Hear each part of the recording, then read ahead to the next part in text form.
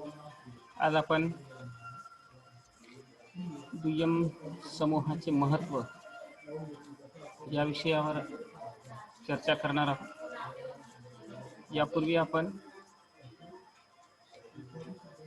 दुय्यम समूहाची वैशिष्ट्ये वगैरे यावर चर्चा केलेली आहे। आज आपल्याला दुय्यम समूहाचे महत्त्व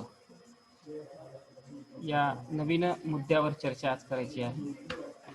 कालच्या क्लासला आपण दुय्यम समूहाची वैशिष्ट्ये यावर चर्चा केली होती। यातून आपल्याला प्राथमिक आणि दुय्यम समूहातील बराचसा फरकही जाणवला असेल किंवा बराचसा फरकही समजून आला असेल। आज आपल्याला दुय्यम समूहाचे महत्त्व काय आहे हे पाहायचे आहे आणि ते पाहणं क्रमप्राप्त ठरतं। दुय्यम समूहाच्या संदर्भात सांगायचं झालं तर आपल्याला असं म्हणता येतं की अलीकडील काळात जेवढा समाज गुंतागुंतीचा बनत जात आहे, समाज व्यवस्था क्लिष्ट होत जात आहे, व्यक्ती व्यक्तीच्या संबंधामध्ये प्रत्यक्ष संबंधापेक्षा अप्रत्यक्ष संबंधाचं महत्त्व वाढत आहे।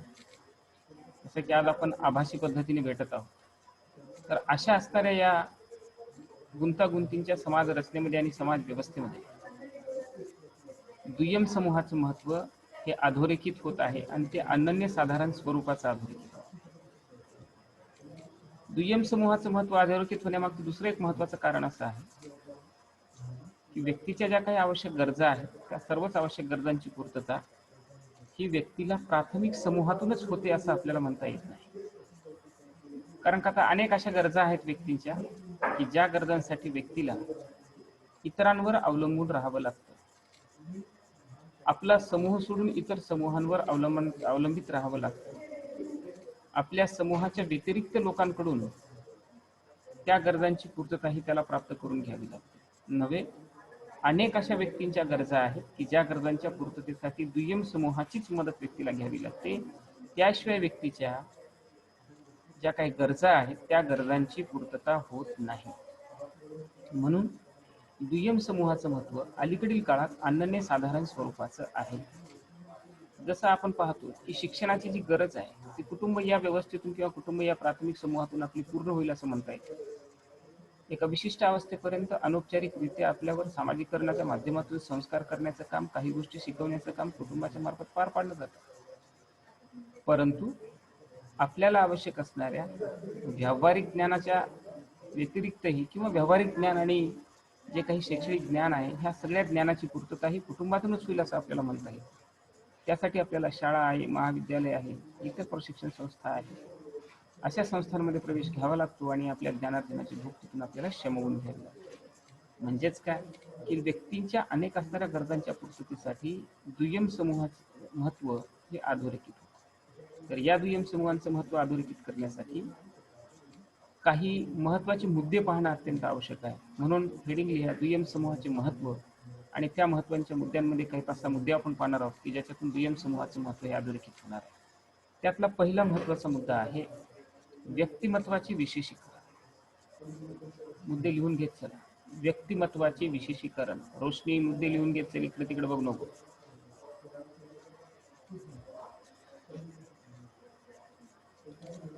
रोशनी मुद्दे लिहून घेत चला। पहिला महत्त्वाचा मुद्दा आहे तो म्हणजे व्यक्तिमत्वाचे विशेषीकरण। आता व्यक्तिमत्वाचे विशेषीकरण म्हणजे काय? आपण पाहतो की अलीकडील काळ किंवा हे 21वे शतक 20वे शतक हे स्पेशलायझेशनचं शतक आहे किंवा विशेषीकरणाचं शतक। आज आपण पाहतो की प्रत्येक क्षेत्रामध्ये विशेषीकरण आणि विशेषीकरणाचं महत्त्व किंवा विशेषीकरणात दिलं गेलेलं महत्त्व हे पराकोटीचं आहे। कारण का आता अलीकडील काळात आपण पाहतो की प्रत्येक क्षेत्रामध्ये विशेषीकरण हे अतिशय आवश्यक झालेलं आहे आणि व्यक्तीच्या व्यक्तिमत्वाचा एक भाग म्हणून विशेषीकरणाला अधिक प्राधान्य दिले गेले।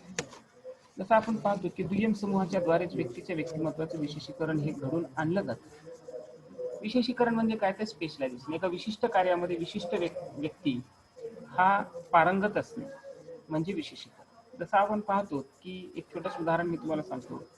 डॉक्टरकीच्या क्षेत्रामध्ये विशेषीकरण झाले आहे।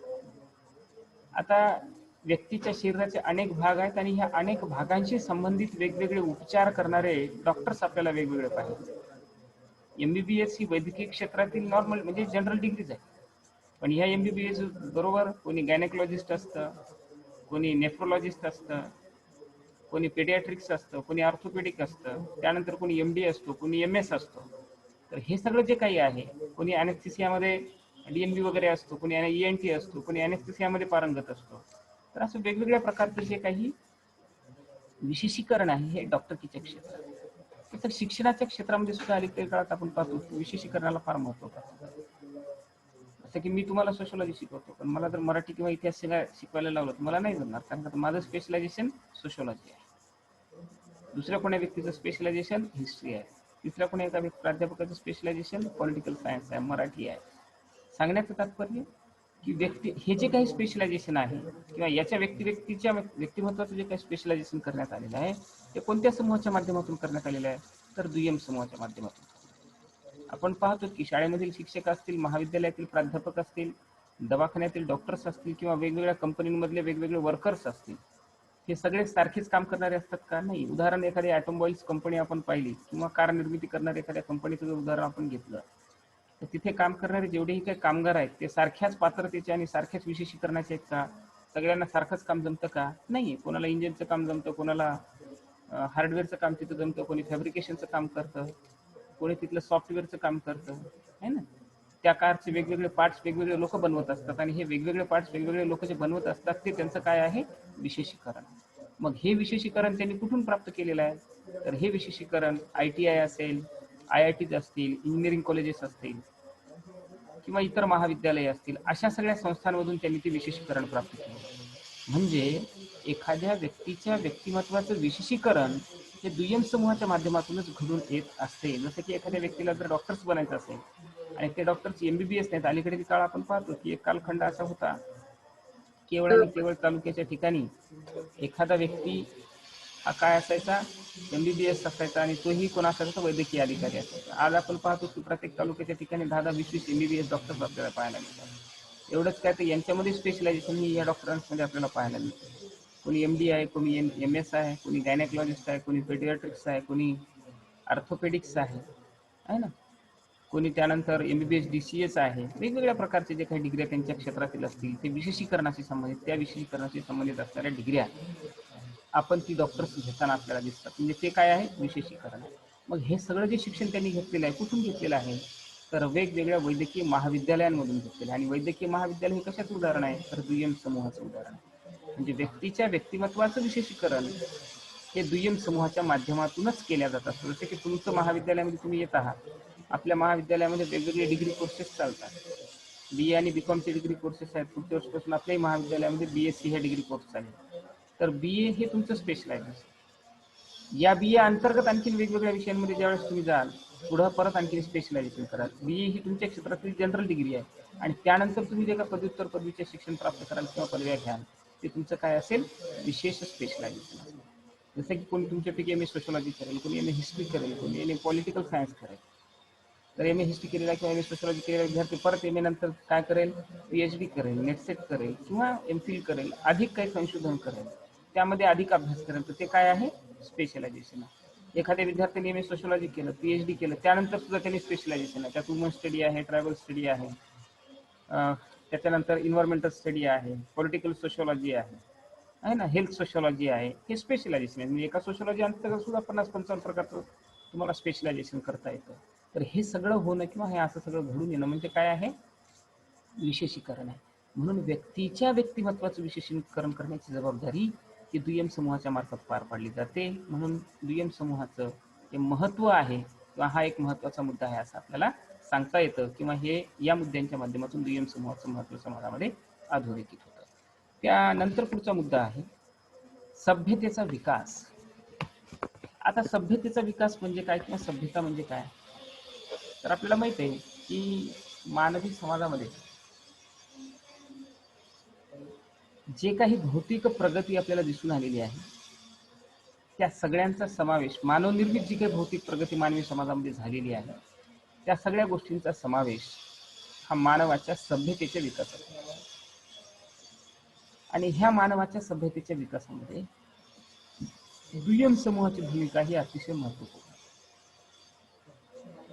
दुय्यम समूहाचं जर अस्तित्व नसलं असतं तर मानवाच्या ह्या ज्या काही मानवाची जी काही आज भौतिक प्रगती झालेली आपल्याला पाहायला मिळते ती प्रगती पाहायला मिळालेली नसते.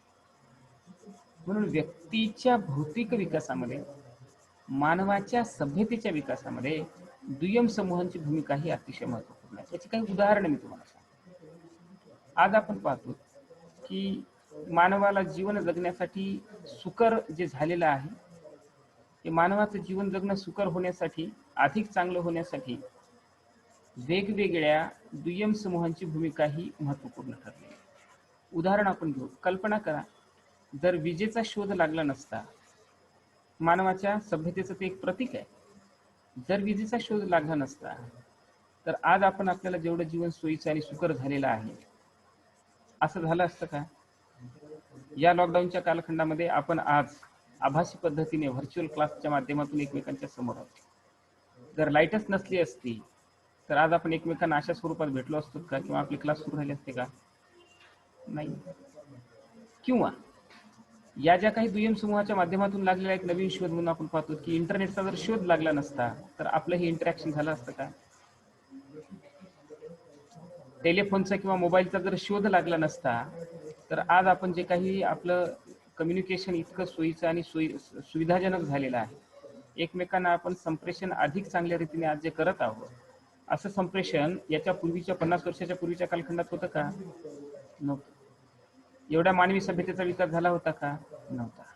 एक उदाहरण आपण पाहतो की 20-30 वर्षापूर्वी जर एखादा व्यक्ती गावात मृत्यू पावला तर त्याचा अंत्यविधी 1-2 दिवस राहायचा.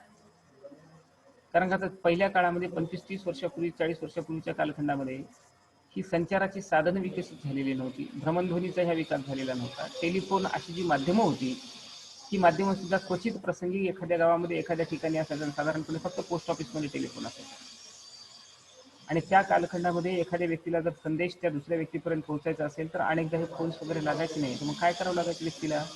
प्रत्यक्ष एखादी चिठ्ठी घेऊन जावं लागायचं आणि त्या घरच्या व्यक्तीची चिठ्ठी घेऊन एखादा गावातला व्यक्ती तिथे जायचा त्या पाहुण्यांना आणण्यासाठी आणि तो जाऊन ते पाहुण्यांना घेऊन यायचा. एखादी मुलगी असेल, त्यांची मुलगा असेल किंवा नात्यातील इतर व्यक्ती असेल जे मृत्यू पावलेला व्यक्ती आणि त्यानंतर पूर्ण अंत्यविधीचा विधी हा पार पाडला जायचा. अशी व्यवस्था 100 किलोमीटरच्या आसपासच्या असणाऱ्या लोकांसाठी सुद्धा एवढा त्रास व्हायचा. पण आज जर एखादा व्यक्ती अमेरिकेत आपला कोणी नातेवाईक असेल आणि मृत्यू पावला आणि आपल्याला जर 2 दिवसात तिथे जायचं असेल तर आज आपण 2 दिवसात अमेरिकेत पोहोचू शकतो.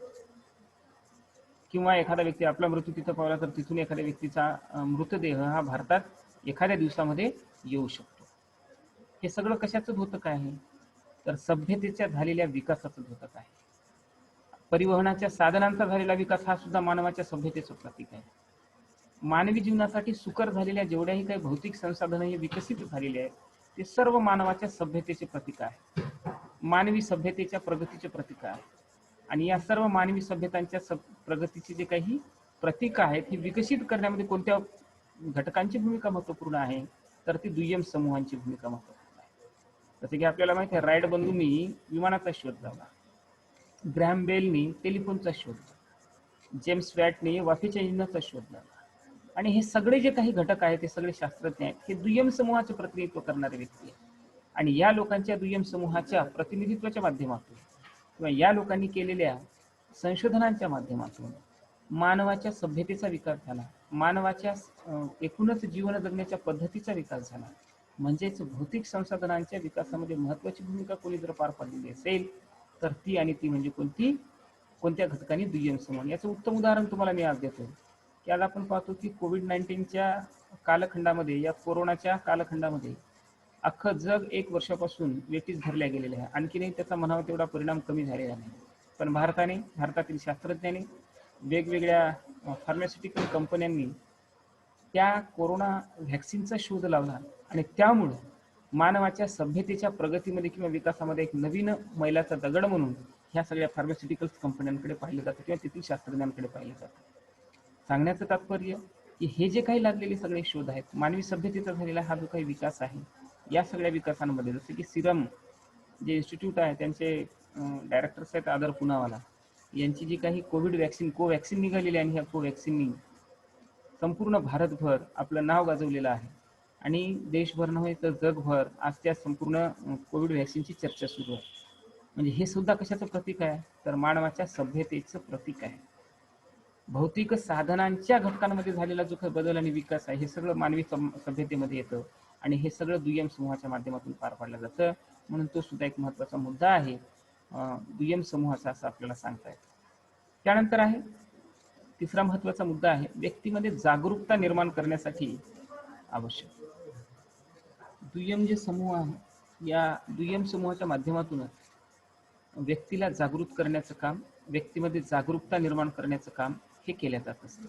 जसं की आपण पाहतो की व्यक्तीमध्ये जे काही अवेअरनेस आहे हे अवेअरनेस जनरेट करण्यामध्ये दुय्यम समूहाची भूमिका ही अतिशय महत्त्वपूर्ण असते आणि दुय्यम समूहांमुळेच व्यक्तीमध्ये जागरूकता निर्माण करण्याचं काम हे केलं जात असतं.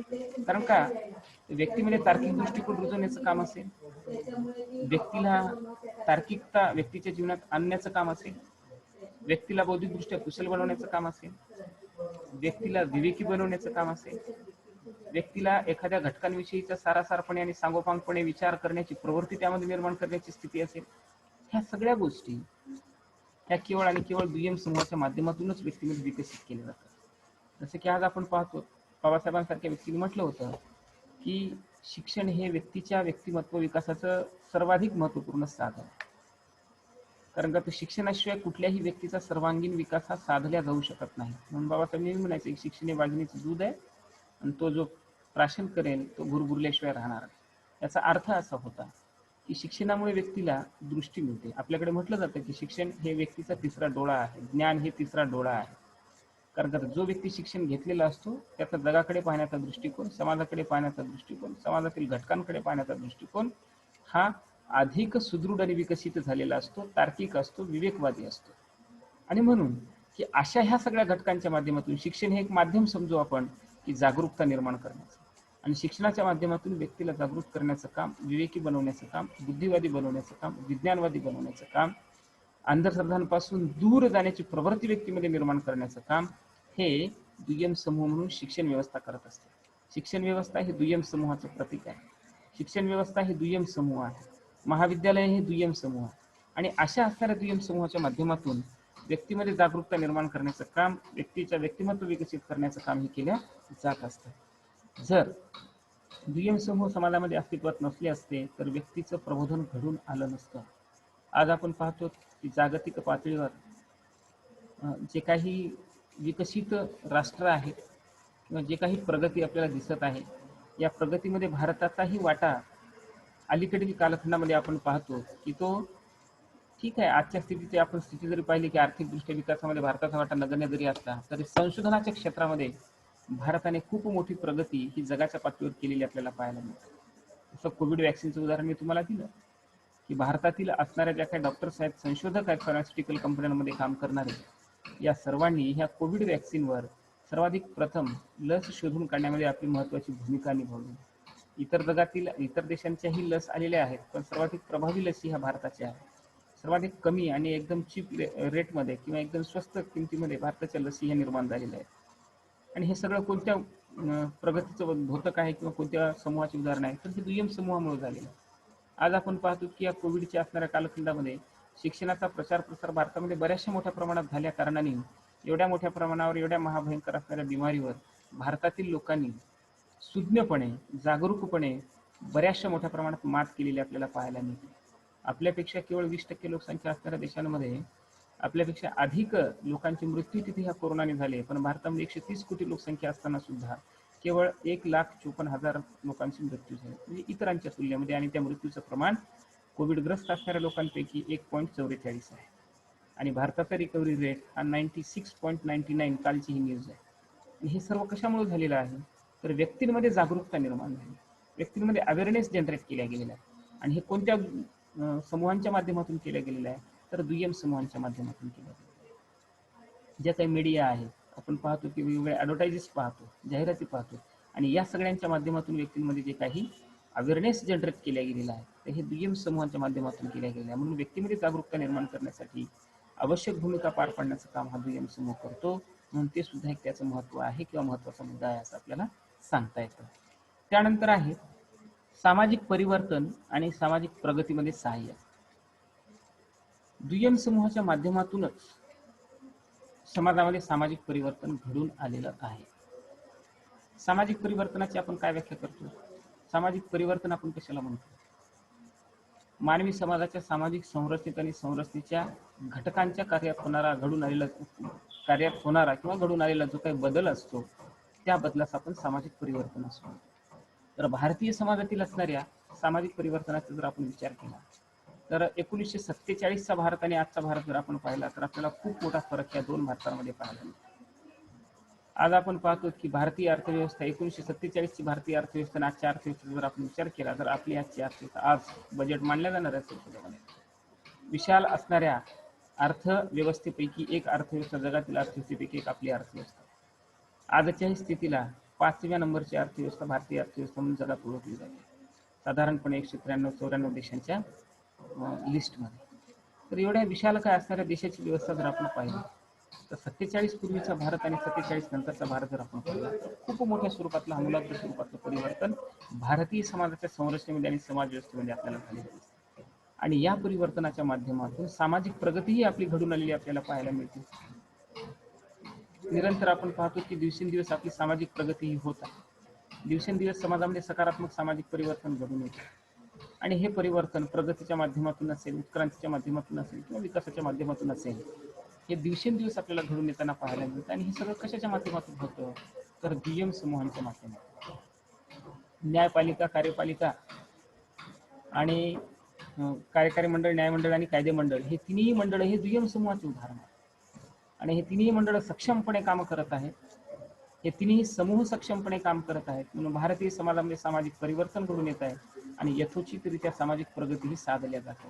भले आपल्या प्रगतीचा दर किंवा विकासाचा दर हा थोडा मंदावलेला असेल किंवा कमी असेल, पण असं आपण निश्चित नाही म्हणू शकत की भारत हे अविकसित राष्ट्र आहे. आपण असंच म्हणू शकतो की आजच्या स्थितीला तरी भारत हे विकसनशील राष्ट्र आहे, विकासाच्या मार्गावर मार्गक्रमण करणारं राष्ट्र आहे. प्रगती ही भारताच्या आणि भारताचा जो काही विकसित राष्ट्र म्हणून येण्यासाठीचा जो काही कालखंड आहे हा अगदी समीप येऊन थांबलेला आपल्याला पाहायला मिळतो.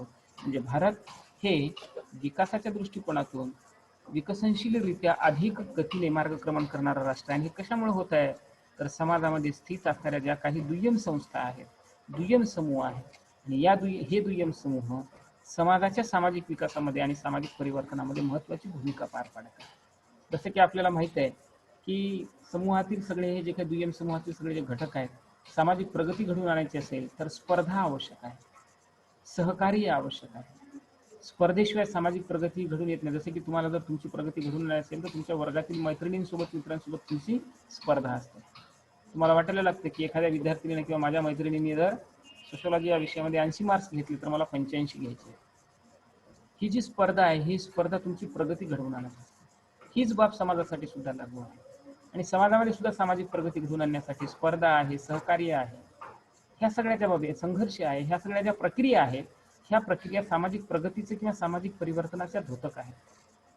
म्हणून सामाजिक जी प्रगती आहे किंवा सामाजिक परिवर्तन आहे हे घडवून आणण्यामध्ये कोणत्या घटकांची भूमिका जर महत्त्वपूर्ण असेल तर ती म्हणजे दुय्यम समूहाची भूमिका ही महत्त्वपूर्ण आहे असं आपल्याला सांगता येतं. कारण का तर दुय्यम समूहाच्या माध्यमातूनच सामाजिक परिवर्तनासाठी, प्रगतीसाठी प्रोत्साहन दिलं जातं, मोटिवेट केलं जातं. जसं आपण पाहतो की समाजातील ज्या काही स्थित असणाऱ्या सामाजिक संघटना आहेत, समाजामध्ये स्थित असणाऱ्या जे काही सरकारचे जे काही संस्था आहेत, ह्या सगळ्या संस्था समाजातील इतर सामाजिक संस्थांना मोटिवेट करत असतात, प्रोत्साहित करत असतात सामाजिक प्रगतीसाठी, सामाजिक परिवर्तनासाठी. आणि घडून येणारे ही सामाजिक परिवर्तन आणि प्रगती ही राष्ट्राच्या विकासासाठी अत्यंत आवश्यक असते. आणि म्हणून आपण पाहतो की समाजातील जे काही सामाजिक परिवर्तन आहे आणि सामाजिक प्रगती आहे याच्यासाठी महत्वाची भूमिका जर पार पाडणारे कुठले घटक असतील तर ते म्हणजे दुय्यम समूह आहेत. म्हणून दुय्यम समूह सामाजिक परिवर्तन आणि सामाजिक प्रगतीमध्ये अत्यंत सहाय्यक ठरतात, म्हणून त्यांचं महत्व आहे असं आपल्याला सांगता येतं. त्यानंतर एक पुढचा महत्वाचा मुद्दा आहे ते म्हणजे सामाजिक नियंत्रणात सहाय्य. सामाजिक नियंत्रणाच्या यंत्रणेच्या संदर्भात आपण चर्चा केलेली आहे. सामाजिक नियंत्रण कशाला म्हणतो आपण, किंवा सामाजिक नियंत्रणाची यंत्रणा प्रत्येक समाज व्यवस्थेमध्ये स्थित कशा प्रकारची असते ते आपण पाहिलं. आपल्याला माहिती आहे सामाजिक नियंत्रणाची काय व्याख्या आपण करतो. व्यक्तीच्या अनैतिक वर्तनावर मर्यादा आणणारी समाज व्यवस्थेने तयार केलेली जी काही यंत्रणा असते त्या यंत्रणेला आपण सामाजिक नियंत्रण असं म्हणतो. तर अशा असणाऱ्या ह्या सामाजिक नियंत्रणाची व्यवस्था ही दुय्यम समूहामध्ये महत्वाची भूमिका ठरत आहे. दुय्यम समूह म्हणून सामाजिक नियंत्रणामध्ये हे दुय्यम समूह महत्वाची भूमिका पार पाडत असतात. जसं की आपल्याला माहित आहे औपचारिक जे काही नियंत्रण आहे, औपचारिक नियंत्रणाची जी काही साधनं आहेत त्या सगळ्या साधनांचा समावेश दुय्यम समूहामध्ये होत असतो. जसं उदाहरण जर आपण घेतलं की पोलीस आहे, न्यायालय आहे, कायदा व्यवस्था आहे ना, राज्यघटना आहे, हे सगळे जे काही लिखित स्वरूपाचे नियम आहेत किंवा लिखित स्वरूपाच्या ज्या नियमांच्या आधारावर ज्या संस्थांचं संचलन होत असतं त्या सगळ्यांचा समावेश दुय्यम समूहामध्ये होत असतो. आणि म्हणून आपण पाहतो की प्रशासकीय संघटना असतील, पोलीस असेल, न्यायालय असेल, कायदा व्यवस्था असेल किंवा कायदा व्यवस्थेला संचालित करणारी यंत्रणा असेल, या सगळ्यांच्या माध्यमातून व्यक्तीच्या वर्तनावर, व्यक्तीच्या चुकीच्या वर्तनावर, व्यक्तीच्या अनैतिक वर्तनावर, व्यक्तीच्या विघटनात्मक वर्तनावर, व्यक्तीच्या विचलनात्मक वर्तनावर जे काही नियंत्रण प्रस्थापित केलं जातं ते केवळ आणि केवळ या दुय्यम समूहांच्या माध्यमातूनच होत असतं. म्हणून सामाजिक नियंत्रणामध्ये या संस्थांची भूमिका किंवा दुय्यम समूहांची भूमिका ही महत्त्वपूर्ण असते. आपण पाहिलं 26 जानेवारीला शेतकऱ्यांचं आंदोलन झालं आणि शेतकऱ्यांच्या आंदोलनामध्ये आपण पाहिलं की त्या शेतकऱ्यांच्या आंदोलनामध्ये काही समाजकंटक घुसले होते आणि त्या समाजकंटकांनी शेतकऱ्यांचं आंदोलन बदनाम व्हावं यासाठी म्हणा किंवा त्याच आंदोलनातील असणाऱ्या काही ज्याला आपण म्हणतो की शीघ्रपोटी काही लोकांनी म्हणा ह्या आंदोलनाला बदनाम करण्यासाठी तिथे पोलिसांवर हल्ला केला. आणि आज आपण पहिल्यांदा आपल्या देशाच्या स्वातंत्र्याच्या इतिहासात पाहिलं असेल की एवढी बेकार परिस्थिती त्या आंदोलनामध्ये, एखाद्या आंदोलनामध्ये पोलिसांची व्हावी ह्या देशाच्या इतिहासात घडलं नाही. त्यांनी खूप संयम राखला, पोलिसांनी खूप संयम राखला, कारण का ते हे देशाचे अन्नदाता आहेत, सगळ्या देशाला जगवणारी लोक आहेत आणि या लोकांवर लाठीचार्ज करणे किंवा या लोकांवर अशा प्रकारचा अन्याय अत्याचार करणं हे उपयोगी नाही, म्हणून त्यांनी संयम दाखवला. पण त्या संयमाचं फळ म्हणून त्या लोकांवर प्रति हल्ला करून शेतकऱ्यातील असणारे काही जे काही समाजकंटक होते त्या समाजकंटकांनी त्या आंदोलनही बदनाम करण्याचा प्रयत्न केला.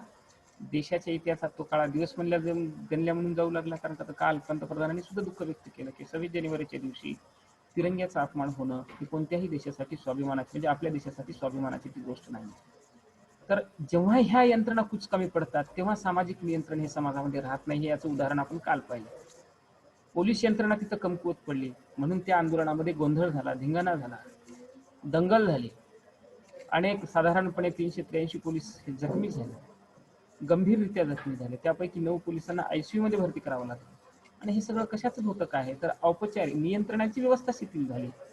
सामाजिक नियंत्रण दुय्यम समूहाच्या माध्यमातून स्थित असणारं शिथिल झालं की समाजामध्ये स्वैराचार मासतो, अराजकता निर्माण होते आणि निर्माण झालेली ही अराजकता व्यक्तींना अनुचरणात्मक वर्तन करण्यासाठी बाध्य करते आणि व्यक्ती एकदा का अनुचरणात्मक वर्तन करायला लागले की समाजामध्ये समाज हा विघटनाकडे वाटचाल करतो आणि तिथून अनेक सामाजिक समस्यांची निर्मिती होत असते. म्हणून सामाजिक नियंत्रणामध्ये महत्वाची भूमिका जर कुठला घटक पार पाडत असेल तर तो म्हणजे दुय्यम समूह आहे.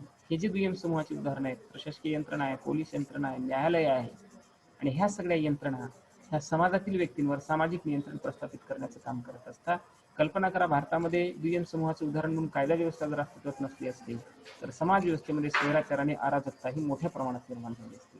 आणि ही अराजकता आणि स्वैराचार समाज व्यवस्थेला जर नष्ट करायचं असेल तर त्यासाठी आवश्यक काय आहे, तर त्यासाठी महत्वाचा आवश्यक घटक आहे तो म्हणजे सामाजिक नियंत्रणाची व्यवस्था अधिक सक्षम असतं. आणि हे सामाजिक नियंत्रणाची व्यवस्था अधिक सक्षम असतं म्हणजे काय असणार, तर दुय्यम समूह सक्षम असतं. म्हणून दुय्यम समूहाचं महत्व सामाजिक नियंत्रणामध्ये महत्वाचं आहे असं आपल्याला सांगता येतं.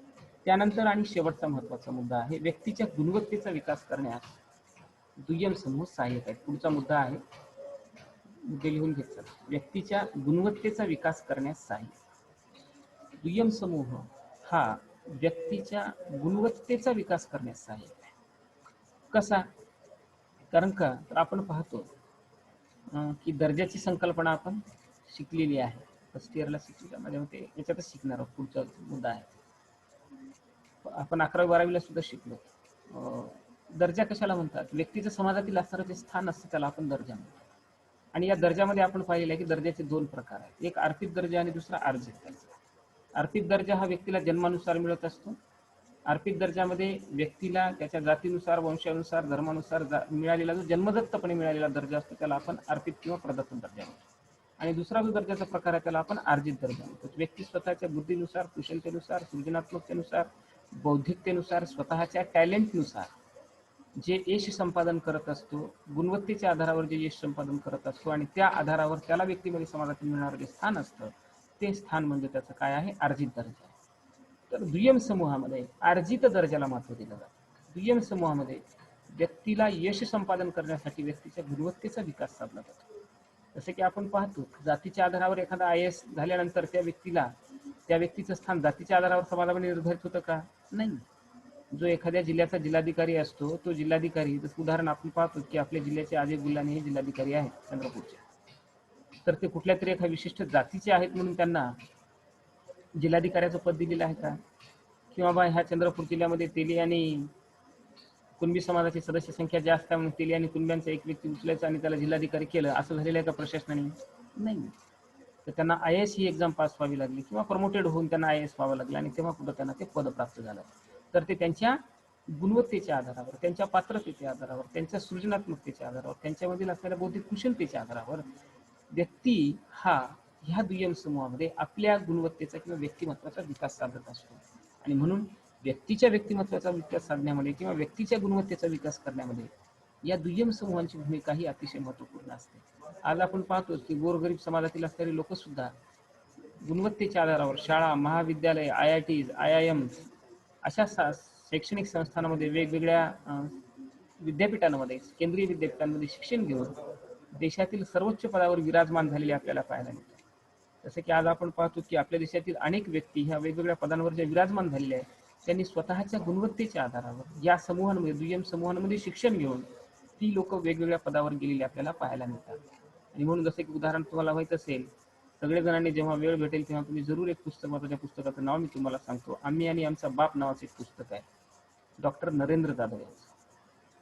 आणि नरेंद्र जाधव हे या देशातील दलित समाजातलं एक नेतृत्व आहे आणि ते पुणे विद्यापीठाचे कुलगुरू पण होते आणि अतिउच्च पदावर रिझर्व्ह बँकेचे ते नियोजन आयोगाचे ते सन्माननीय सदस्य राहिलेले आहेत. वेगवेगळ्या आंतरराष्ट्रीय असणाऱ्या कमिट्यांवर ते काम केलेलं आहे, त्यांनी वित्तीय संस्थांवर त्यांनी काम केलेलं आहे आणि त्यांनी लिहिलेलं ते पुस्तक ते आम्ही आणि आमचा बाप जरूर वाचला. की गुणवत्तेच्या आधारावर एखादा व्यक्ती दुय्यम संस्थेच्या माध्यमातून आपल्या व्यक्तिमत्वाचा कसा विकास साधून घेऊ शकतो याचं ते हे ज्वलंत उदाहरण आहे. म्हणून दुय्यम समूह व्यक्तीच्या गुणवत्तेचा विकास करण्यास सहाय्य करतात. अशी ही सगळे महत्व या दुय्यम समूहाचे. सारांश स्वरूपाने आपल्याला जर सांगायचं झालं तर दुय्यम समूहाच्या अस्तित्वामुळे समाज व्यवस्थेचा विकास घडतो. दुय्यम समूहामुळे राष्ट्राची प्रगती घडत असते. दुय्यम समूहामुळे राष्ट्राला स्थैर्य प्राप्त होत असतं. दुय्यम समूहामुळे राष्ट्रातील समाजाच्या सामाजिक, सांस्कृतिक, आर्थिक, शैक्षणिक आणि इतर सगळ्या विकासाला, प्रगतीला, सामाजिक आणि इतर विकासाच्या प्रगतीला हे दुय्यम समूह हातभार लावत असतात. म्हणून दुय्यम समूहाचं महत्त्व समाजाच्या दृष्टिकोनातून, राज्याच्या दृष्टिकोनातून, राष्ट्राच्या दृष्टिकोनातून, समाज, राज्य आणि राष्ट्राच्या विकासासाठी अतिशय महत्त्वपूर्ण आहे. दुय्यम समूहाला टाळून किंवा दुय्यम समूहाच्या व्यतिरिक्त कुठल्याही राष्ट्राचा विकास होणं हे शक्य नाही. म्हणून दुय्यम समूहाचं महत्त्व समाज आणि समाजशास्त्राच्या दृष्टिकोनातून सुद्धा अनन्यसाधारण स्वरूपाचं आहे आणि समाजाच्या विकासाच्या दृष्टिकोनातून सुद्धा अनन्यसाधारण स्वरूपाचं आहे असं आपल्याला सांगता येतं. आणि इथे हा मुद्दा संपला. सर्वांनी माईक ओपन करा. काही प्रश्न असतील तरी थोड्या वेळात मीटिंग संपत. माईक ओपन केलं तरी चालेल.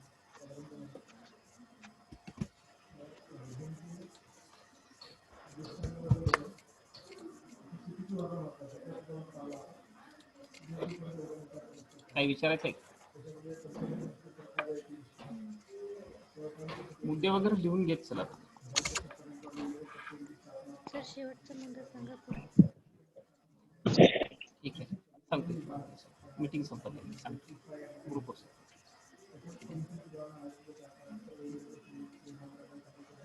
व्यक्तीच्या